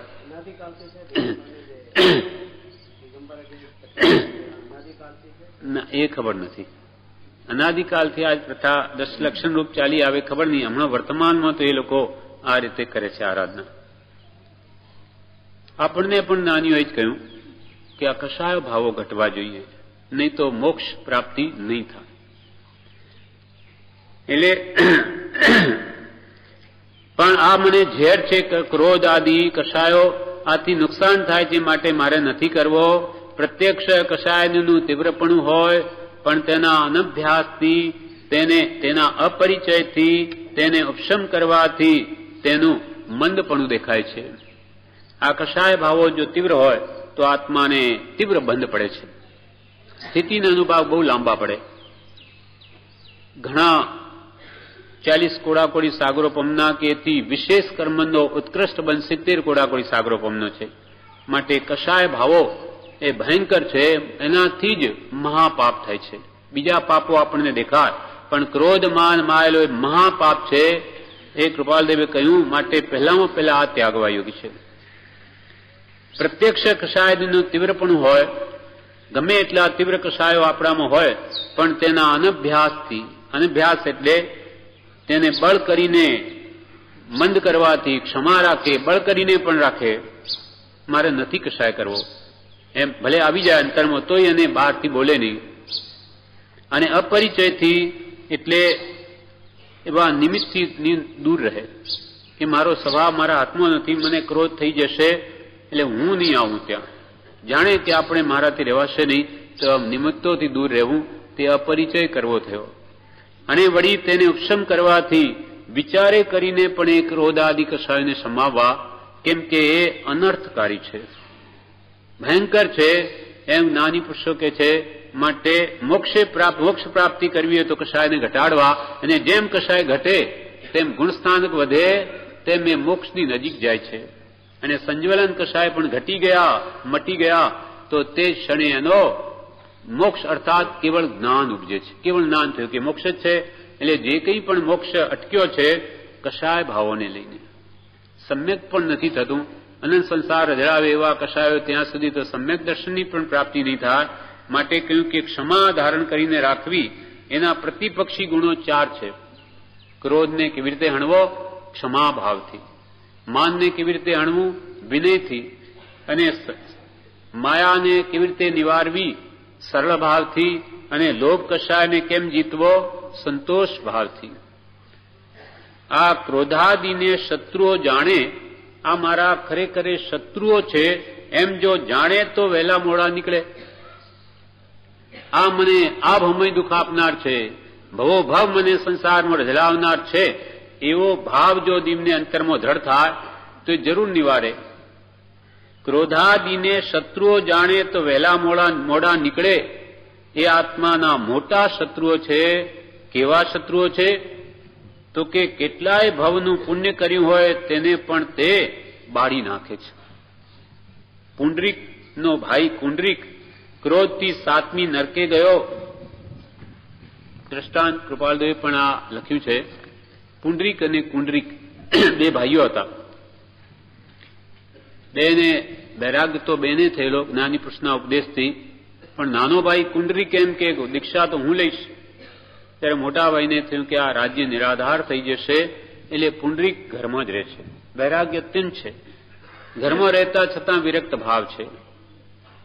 તે પુંડરીક તો દીક્ષા લઈને ગયો, 1000 વર્ષ દીક્ષા પાડી, પણ અંતે એના મનમાં થયું કે હું સંસાર સુખથી રહિત થઈ ગયો. પાછો મોહ એ ઉદયમાં આવ્યો, પાછો આવે છે. બગીચામાં ચરવડો અને મોપત્તી લટકાવીને બેઠો છે.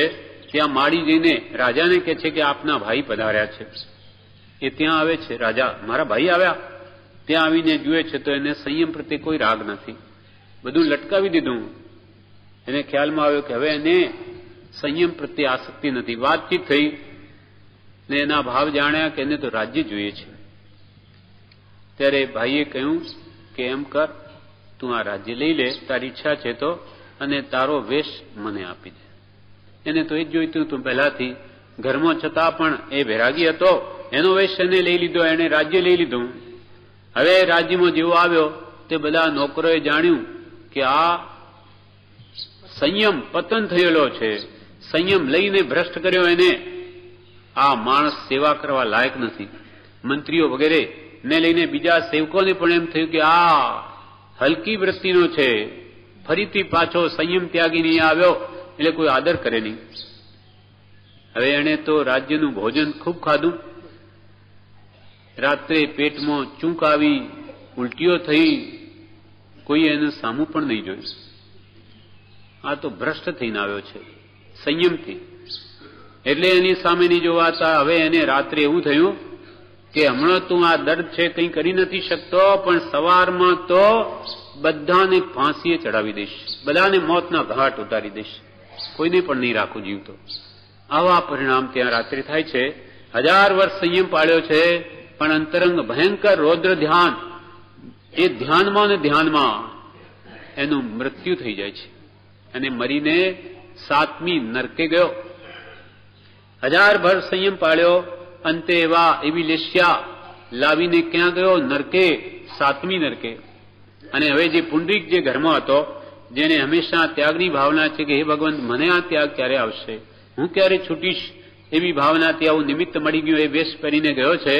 હવે એને એવો અભિગ્રહ કર્યો છે કે જ્યાં સુધી મને ગુરુ ભગવંત નહીં મળે ત્યાં સુધી આહાર પાણી નહીં લઉં, ગુરુ ભગવંત પાસે જઈને જ લઈશ.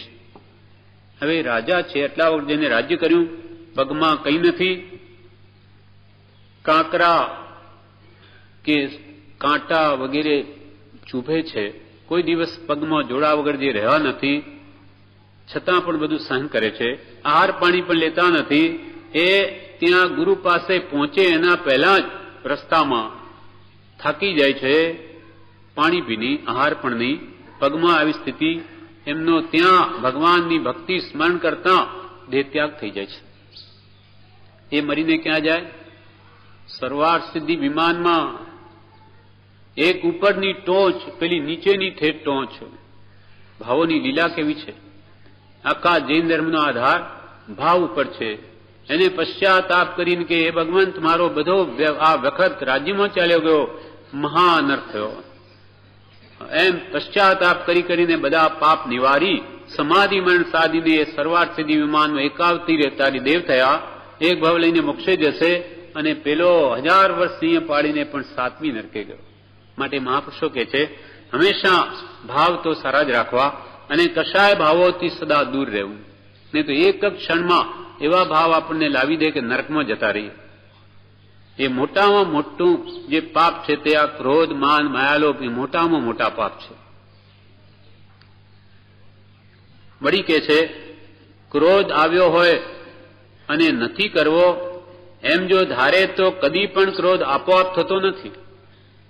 ભલે ને ક્રોધ આવ્યો, એ તો અનાદિ જે પૂર્વે આપણે કર્માદિ આવશે, પણ મારે કરવો જ નથી એવો જો પહેલા નિશ્ચય મુખ્ય અંતરાય હોય તો તે જીવનો અનિશ્ચય છે. મારે આ કશાય ભાવો અનંત સંસાર રજડાયો એવા છે, માટે મારે કરવા જ નથી એમ જો નિશ્ચય કરે તો કોઈ માંડ કરાવી દે?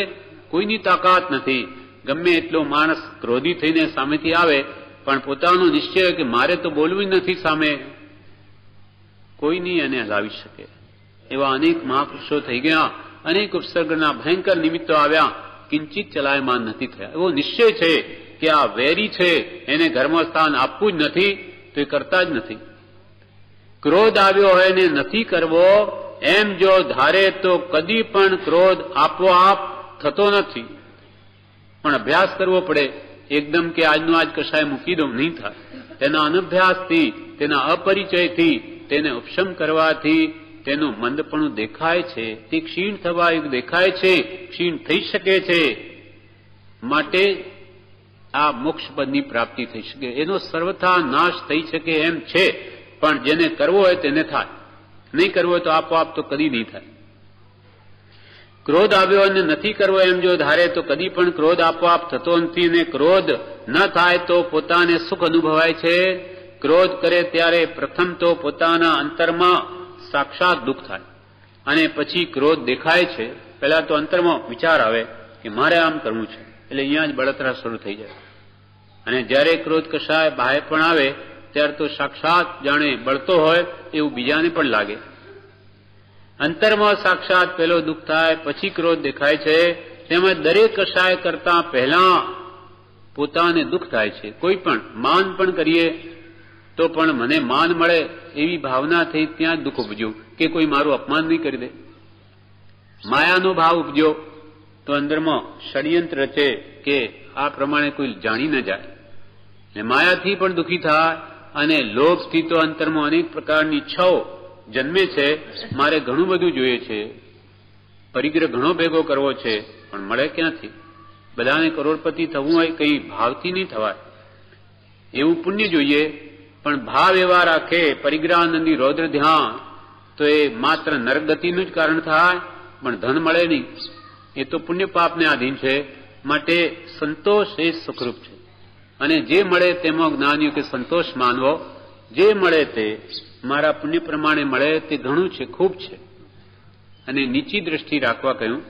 આપણાથી બીજા કેટલા ગરીબ લોકો છે, એના કરતો તો મારી પાસે કેટલું બધું છે એમ જોઈએ તો સુખ ઉપજે. પણ ઉપર દ્રષ્ટિ રાખે કે મારા કરતા તો કેટલા બધા લાખો કરોડોપતિ છે, એ દ્રષ્ટિ રાખશે તો હંમેશા દુઃખી જ થશે. સુખ દુઃખ એ બંને મનની કલ્પના છે.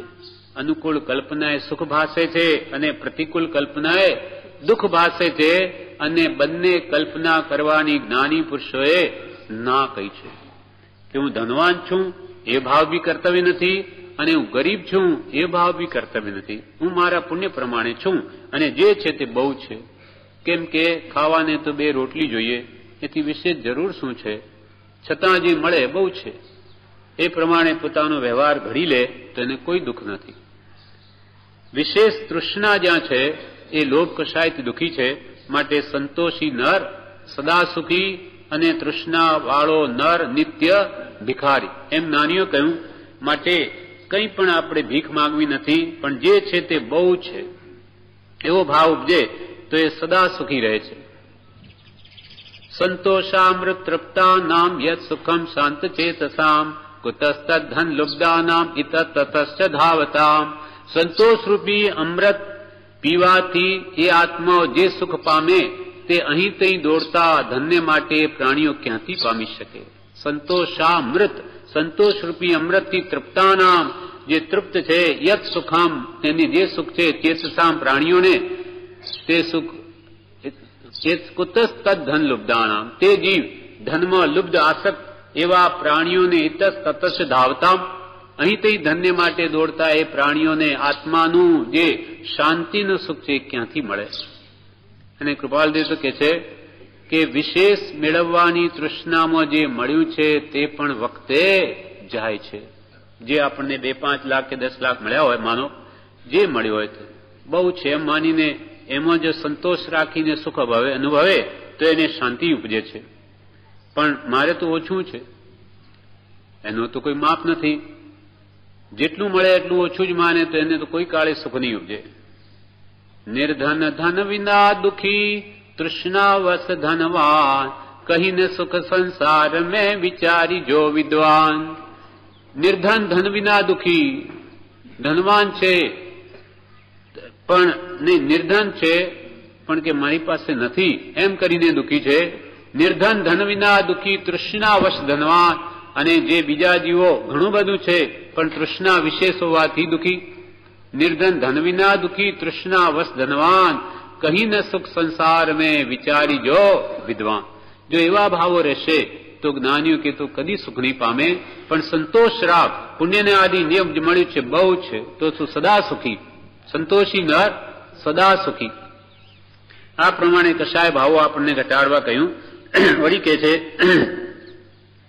નેમિનાથ ભગવાન પાસે જે ગજસુકુમારે કહ્યું કે મને મોક્ષ આ ભવે મળે તેવું બતાવો. નેમિનાથ ભગવાન પાસે ગજસુકુમારે એમ કહ્યું કે મને ભગવંત મોક્ષ મળે એમ કહો. ત્યારે ભગવંતે કહ્યું કે તારે તો હજુ 1000 ભવ લેવા પડે એટલા કર્મ બાકી છે. તો ભગવાન ગજસુકુમાર કહે મને તો પ્રભુ એક ભાવ બી નહીં પાલવે, એક ભાવ પણ મારે નથી કરવો, એવો કોઈ ઉપાય છે? તો કે છે, 1000 ભાવના કર્મ છે હજુ, પણ મારે તો એક પણ ભાવ નથી કરવો. ત્યારે ભગવંતે કહ્યું છે તો કે ભગવંત મને બતાવો. તો કે જાઓ શમશાનમાં ધ્યાન કરો. એ શમશાનમાં જઈને ધ્યાનમાં ઉભા રહ્યા ગજસુકુમાર. ત્યાં એનો શસ્ત્રો આવે છે સોમલ. એ જાણે છે કે અરે મારી પુત્રીને પરણીને હવે દીક્ષા લઈ લીધી, એણે મારી પુત્રીનો ભાવ બગાડ્યો, એમ એને કશાય ભાવ જન્મે છે, ક્રોધ. અને તે વખતે માથામાં માટી ત્યાં શમશાનમાં પડેલી એ બાંધી ભીની માટી લઈ અને એમાં મરદાન જે બળતું હતું એમાં અંગારા લઈને ભરી દીધા. છતાં પણ પોતે સંભાવ ક્ષમાનો આધાર લઈ અને કિંચિત માત્ર પણ એના પ્રત્યે બીજો ભાવ નહીં લાવ્યો. પણ ગજસુકુમારે એમ વિચાર્યું, ગજસુકુમારના સસરાને ક્રોધ થવાથી તેણે ચીકણી માટી લઈ માથા ઉપર ક્યારી કરી ધગધગતા અંગારા ભરી દીધા. ત્યારે તેમણે ક્રોધે જરા પણ ક્રોધ એણે કર્યો નહીં અને સવળા વિચારે ચઢ્યા કે જો હું તેની દીકરી સાથે અહીંયા હજુ પરણ્યા સગપણ કરેલું છે, હા સગપણ જ કરેલું, જો એની દીકરી સાથે હું પરણ્યો હોત તો કપડાની પાઘડી બંધાવત, તે ફાટી જાત અને સંસાર પરિભ્રમણ કરવું પડત. પણ એણે તો ઘણું સારું કર્યું કે મને મોક્ષરૂપી પાઘડી બંધાવી, મોક્ષની પાગ બંધાવી. એની દીકરીને પરણ્યો હોત તો કપડાની પાઘડી બંધાવી તો ફાટી જાત, પણ હવે તો એવી પાઘડી બંધાવી કે ફરી કોઈ કાળે આવું દુઃખ આવે જ નહીં. આ રીતે ચિંતવન કરતા તે કેવળ જ્ઞાનને પામી ગયા. એટલે સમ્યક દ્રષ્ટિનું લક્ષણ શું છે? અવળાનું સવળું કરવું.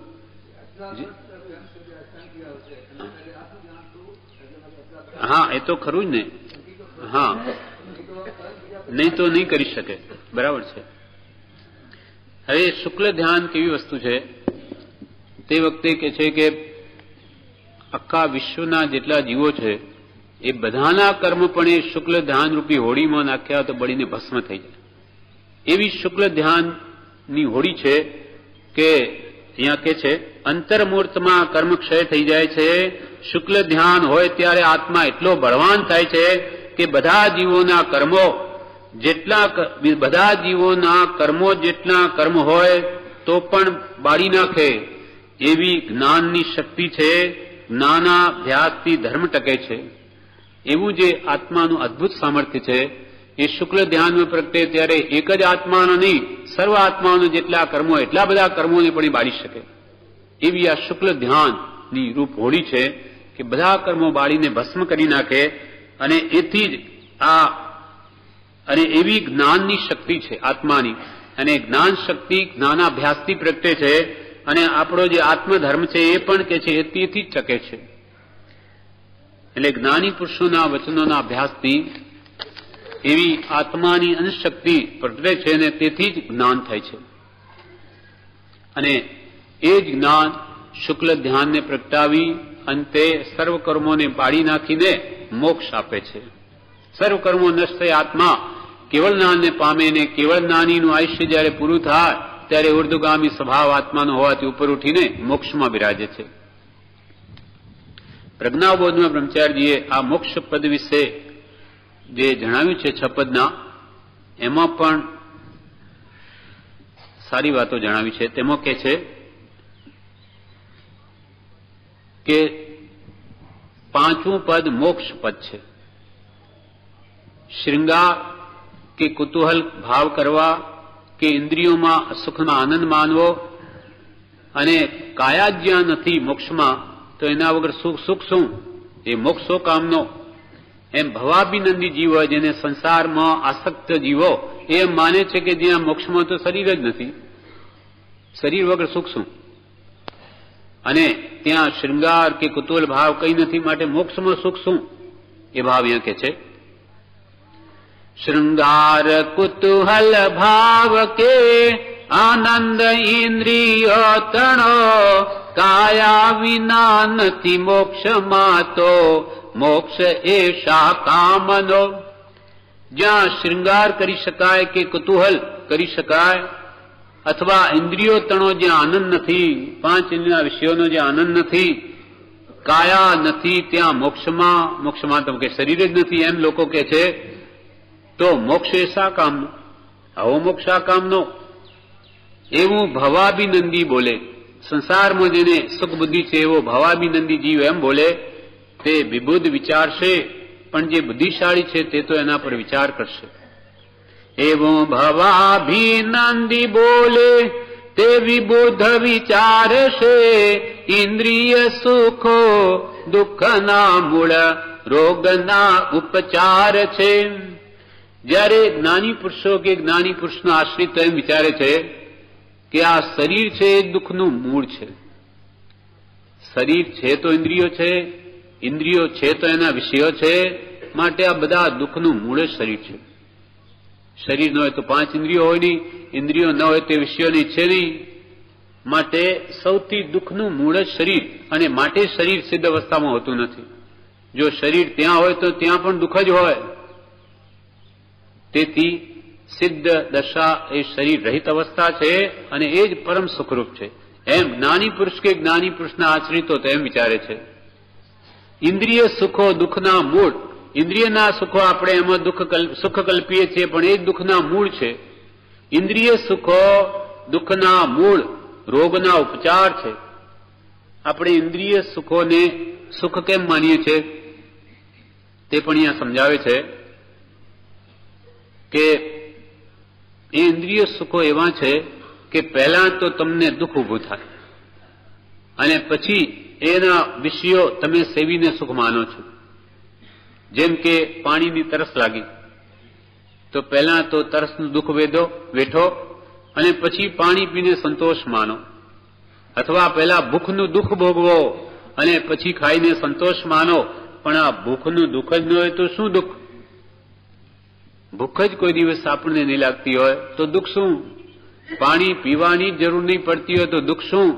પણ આ જીવને પહેલા તો ભૂખનું દુઃખ વેદો અને પછી ભોજન બનાવો, ખાઓ અને ક્ષણિક એનાથી સુખની માન્યતા કરો. જે જ્ઞાની પુરુષો કે છે આ ખરું સુખ છે જ નહીં, ભ્રાંતિ છે. આ તો કેવું છે કે જેમ કે ગુમડું થયું હોય અને મલમ પટ્ટી એને કરી અને આપણે સુખ માનીએ.